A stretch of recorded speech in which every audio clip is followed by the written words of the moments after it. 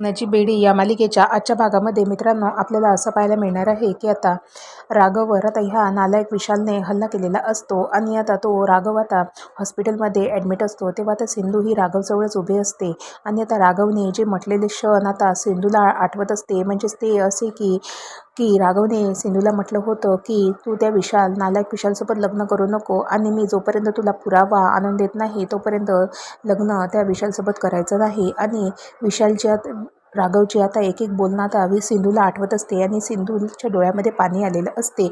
आता सिंधू आता राघवला तिथे म्हणत असते की राघव मला माफ करा, मी तुम्हाला पुरावा मागितला आणि मी तुम्हाला म्हटलं की मी पुरावा आणल्याशिवाय मी त्या विशालसोबत लग्न करणार नाही असं सुद्धा मी तुम्हाला म्हटलं होतं. त्यासाठी तुम्ही मला माफ करा आणि माझ्यामुळेच तुम्ही आज या कंडिशनमध्ये आहात आणि तुमच्यावर ही अवस्था तुमची अशी झालेली आहे. हे सगळं काही माझ्यामुळे झालेलं आहे असं सुद्धा सिंधू आता त्या राघवला म्हणत असते. तेवढ्यातच आता तिथे काजल येते आणि आता काजल ही पूर्णपणे वेश बदलवून सिस्टरच्या रूपामध्ये तिथे आलेली असते आणि ती आपल्या हातामध्ये इंजेक्शन घेऊन येते. आता काजल आपलं रूप चेंज करून आता तिथे राघव असते तिथे ती आलेली असते आणि ती आता राघवला इंजेक्शन देण्यासाठी तिथे आलेली असते. तेव्हा आता काजल आता सिंधूला म्हणत असते की तुम्ही थोडं बाजूला व्हा, मला यांना एक इंजेक्शन द्यायचं आहे. तेव्हा सिंधू आता तिथून थोडीशी जायला लागते, पण आता सिंधूची ओढणी हे राघव झोपलेल्या कॉटला लागते आणि ती आता आपली कशीबशी ती ओढणी आपली काढते. तेव्हा आता सिंधूला असं वाटते की तिच्या मनाला असं वाटते की इथनं आपण जावं नाही म्हणून आणि असं का बरं वाटते की इथेच आपण राहावं म्हणून. तेव्हा आता सिंधू आता काजलला म्हणत असते की मी इथे थांबलं तर तुम्हाला चालेल का. तेव्हा आता काजल तिला हो म्हणते.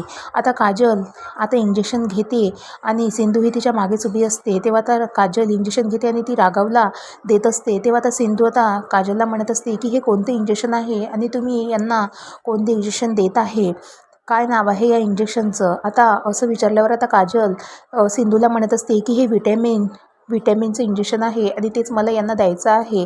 तेव्हा आता सिंधू खूप काही प्रश्न आता काजलला विचारत असते. तेव्हा आता त्यामुळे आता सिंधू ही पूर्णपणे घाबरून गेलेली असते.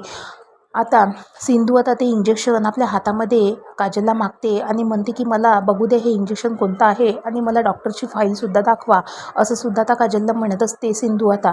तेव्हा ती काजल पूर्णपणे घाबरून गेलेली असते आणि आता इकडे आता इंजेक्शन ही काजल टोचणारच असते. तर तेवढ्यातच सिंधू तिला थांबवते आणि काजल तिथून पळून जाते आणि पळून जात असताना आता सिंधू तिच्या मागे जात असते. पण तेवढ्यात काजल हे खूप दूरपर्यंत पळून गेलेली असते आणि ती तिकडे जाऊन लपून बसते. तेव्हा आता सिंधू ही तिच्या मागे जाण्याचा प्रयत्न करते, पण सिंधूला काही काजल ही दिसतच नाही.